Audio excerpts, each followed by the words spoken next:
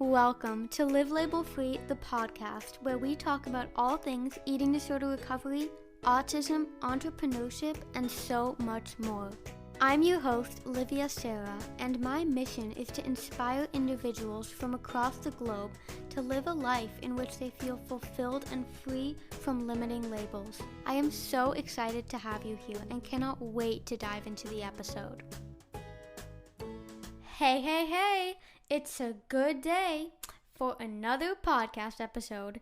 And just before we get into this, I want to apologize if you hear any background noise, as I'm currently in my Airbnb in San Diego, and I had to create this insane setup in the closet to record this episode because it's literally so loud staying in downtown, and you can hear all the cars and stuff. So I'm in the closet with a setup on like a laundry board and boxes, and it's super weird. And this is as quiet as it's going to get. So thank you for bearing with me and listening, because this episode is super important. And not only because we're talking about BMI itself, but because we're going to be talking about the history of BMI, which I feel is not talked about enough. And just in case you are living under a rock and don't know what BMI means, it stands for Body Mass Index, and it is a tool that is used all around the world to classify people into a healthy weight range, an underweight weight range, an overweight weight range, or an obese weight range. Okay, I said weight like way too many times. Into ranges based solely on height and weight. And if it's so simple, why the heck am I dedicating my time to record a whole podcast episode on this? And that is because I believe it is too simple. And in my opinion, BMI acts as an incredible barrier for people in achieving food freedom and to let go of restriction and dieting. And it's only like multiple times a day that someone sends me a DM saying that they're not quote-unquote supposed to have extreme hunger, or are not quote-unquote supposed to be gaining weight because they're supposedly at a healthy BMI. So I figured, rather than DMing everyone the same response that BMI is total bullshit and explaining why, I figured, why not record an episode explaining everything you need to know about BMI, including how it came to be, how it's used, and whether or not it's really the best, most reliable way to measure health. So, I'm going to start off by telling you who came up with BMI, and that is Lambert Adolphe Jacques Quetelet, who was a Belgian astronomer, mathematician, statistician, and sociologist. And notable here is that Quetelet was nowhere near a medical doctor. Like, already, what the heck, my friends? How in the cheese bubbles did we give a mathematician who knew nothing about the human body permission to give us standards of health? Like, I am flabbergasted. And you are probably too. Well, this is only the beginning, because this guy, Quetelet, was best known for his sociological work aimed at identifying the characteristics of l'homme moyen, meaning the average man in French. And this quote-unquote average man was his representation of a social ideal. And this ideal was one that he believed to be the mathematical average of a population. Now, Quetelet developed a passion for probability calculus that he applied to study human physical characteristics during his work. And his desire to quantify this social idea prompted him to study human growth in the context of populations. These studies led him to conclude that other than the spurts of growth after birth and during puberty, the weight increases as the square of the height, in his words. And in formula, this is someone's weight in kilograms divided by their height squared. And this equation was known as the Quetelet index until it was named Body Mass Index in 1972 by Ancel Keys. And you may have heard the name Ancel Keys before, as he is famous for conducting the Minnesota starvation experiment, which does an excellent job at illustrating the physical effects of starvation and was very helpful in anorexia research. But that's a whole nother topic. And for now, we're just going to stick to seeing him as an American physiologist who studied the impact of diet on health. And back to Quetelet, a very important aspect in the invention of BMI is the time frame in which it took place. Because, let me just say, Quetelet's invention is fucking old. Like, it's ancient.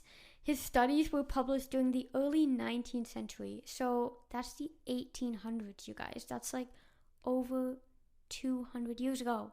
This is a time when there were no computers, no electronic devices, and there were no calculators that could accurately assess or even examine the human body like we can do with the technology of today. And I do want to reiterate that Quetelet developed his BMI system based on a simple math formula.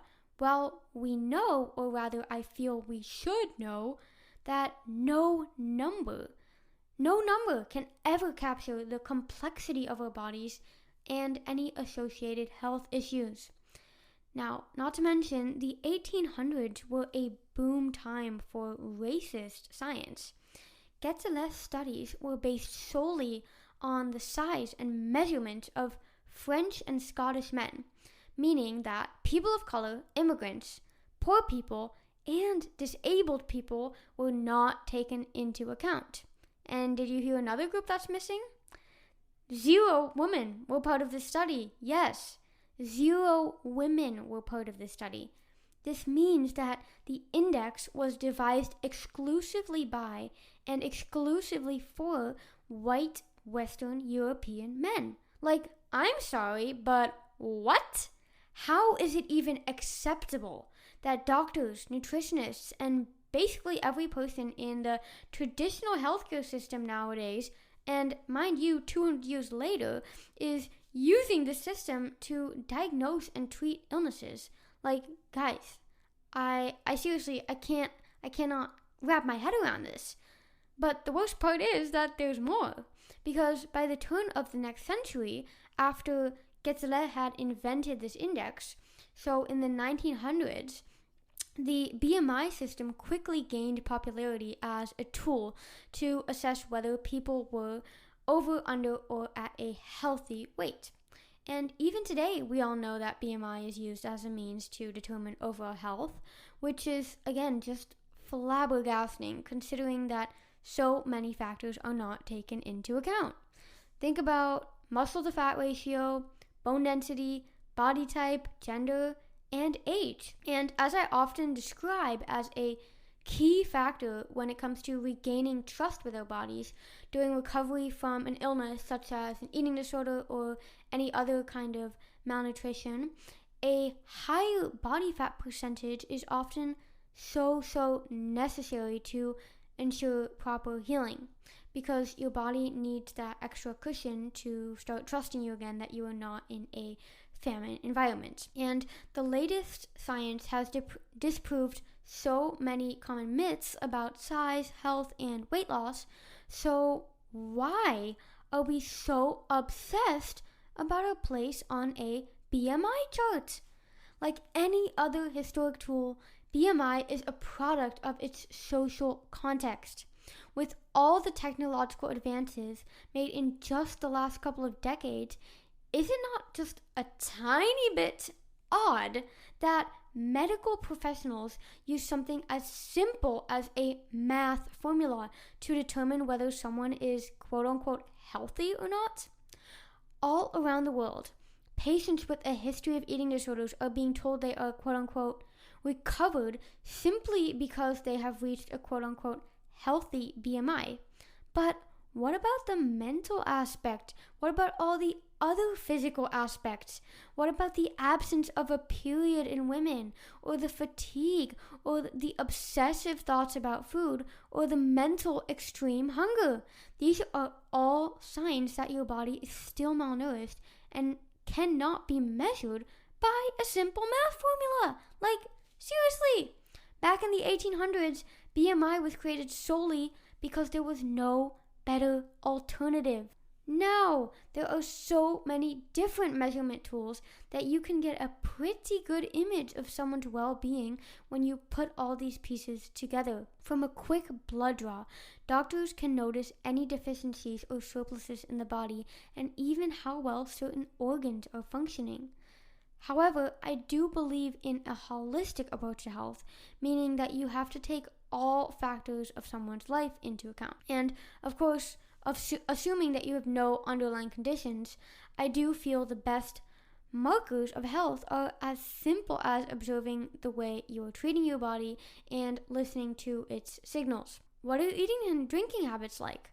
How often do you get outside and move in your body in a way that brings you joy? Are you getting enough sleep? If you're feeling shitty and sad, I think we can all agree that your spot on a BMI chart on the wall is pretty negligible. And although it almost seems too simple to ask yourself the questions I just asked, it often is that simple, and we don't need a simple math formula to take the place of our ever so intelligent body. And it's no coincidence that obesity and the prevalence of eating disorders were almost inexistent in the amounts we see them today, before we even knew about calories or diets. And it could just be me, but we did seem to do better at life when we knew less. Unfortunately, we can't always change our surroundings or the culture we live in. It's the reality that in our current day and age, there are constantly new fad diets, health claims, and more crap being added to our food. And I understand that this can make it so incredibly difficult to stay true to yourself and true to your body. However, crunching numbers into calorie counters or watching YouTube videos on how much some random influencer eats in a day or pinpointing your place on a BMI chart, all these things will never even get you close to understanding how to nourish your body in a way that works for you. We are all so incredibly unique, and our bodies all have different needs, and we have totally overcomplicated how to respond to something as simple as the presence of a hunger cue, which from a biological standpoint is so confusing for your body if you overcomplicate things. It's just such a paradox, because overcomplicating how to be healthy leads to health complications that could have easily been avoided. And as hard as it is to silence the noise the health industry has created, and how easy it is to compare yourself to the millions of models and influencers on the internet, which I just want to mention that most of these photos are photoshopped or fake, one of the most important markers of health, and honestly the most reliable, is the way you feel in every sense of the word. So if you're asking yourself now, how can I know if I'm healthy if I can't pin a data point on a BMI chart? I want you to reframe that question to, what can I do to feel good? Which actions can I take to support my health? Because if you follow that intuition and honor what your body is telling you, health will come naturally. And that is the note I want to end on. But before I do, please screenshot this and share it with whoever you think would benefit, whether it's just a friend or your Instagram community. And I love how so many of you have been appreciating this podcast and the value I have been giving you guys and the time I've been putting into creating this content. Because every piece of feedback and every share and every message just warms my heart more than you know, and it motivates me to continue to put out more valuable content. I am so incredibly grateful to you, dear listener, and I will be back in your ears next week. Bye-bye!